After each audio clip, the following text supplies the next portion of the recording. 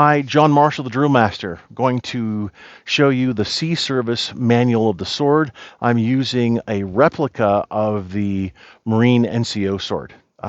So for the Marine NCO sword, it's going to be rigged just like this with the knuckle bow facing forward, because we have this little peg on here that fits right into the frog and is worn on the belt.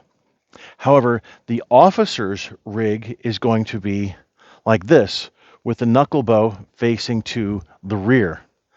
So what we're going to do, when you stand at attention, you're going to look like this with the officer's sword here. And then on the command, draw, what you're going to do is take your hand and flip the sword around, because it's carried by a chain that you have rigged up. Draw, and you're going to turn the sword, turn the scabbard around, and then angle forward, and simultaneously come over with your right hand, draw about 6 to 8 inches out, keep your forearm horizontal, and then sword, and bring the sword out about a 30-degree angle from horizontal. The sword is an extension of your arm, and then come to the position of carry. After you draw the sword, you're going to, while you're bringing the sword back to your shoulder, you're going to cup your hand, let go of the scabbard, cup your hand, and bring it to the side. As you do that, you can turn the scabbard around, but it's not really necessary, because if you're going to march, then it's going to kind of smack against your thigh anyway and might flip-flop a little bit. But we don't hold our scabbards when we march. So you're going to swing your arms. All right. So you've just drawn the sword.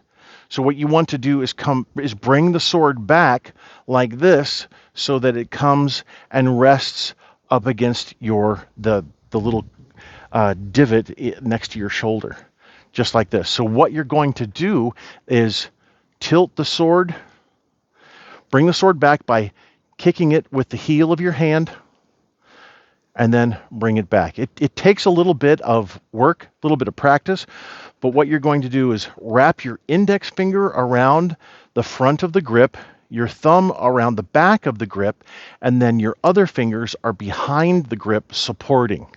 So this is what you should look like.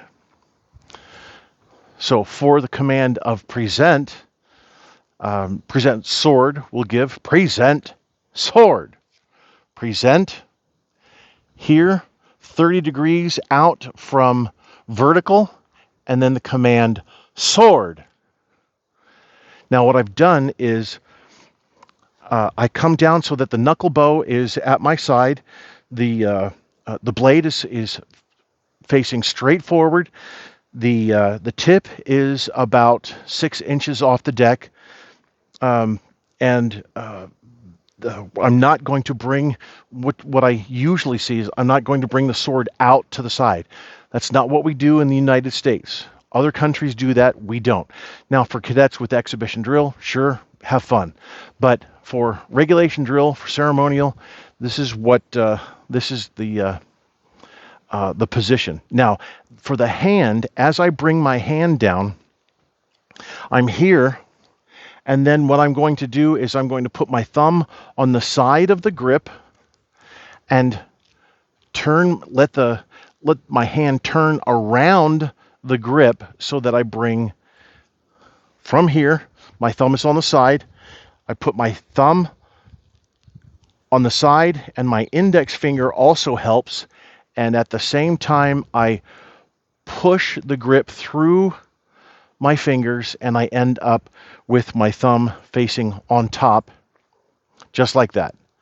And then order, sword, carry, sword. For carry, just like when I was at draw, I'm going to kick that end of the grip up. Hopefully yours doesn't bounce as much as mine did, but keep practicing. You can do it. All right, so present, I'll do it this way, present, sword, order, sword, carry, sword. And then last thing is parade rest. Parade rest.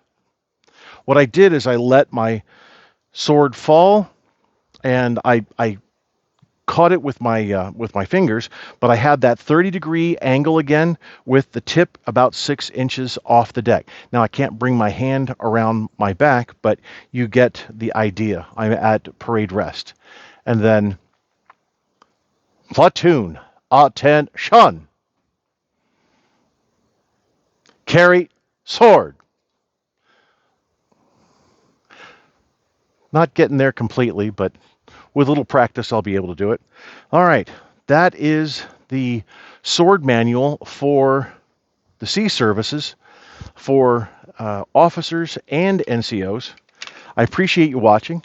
This has been brought to you by the Drill Master, the Institute for Ceremonial Standards, and my trusty replica. Thank you very much.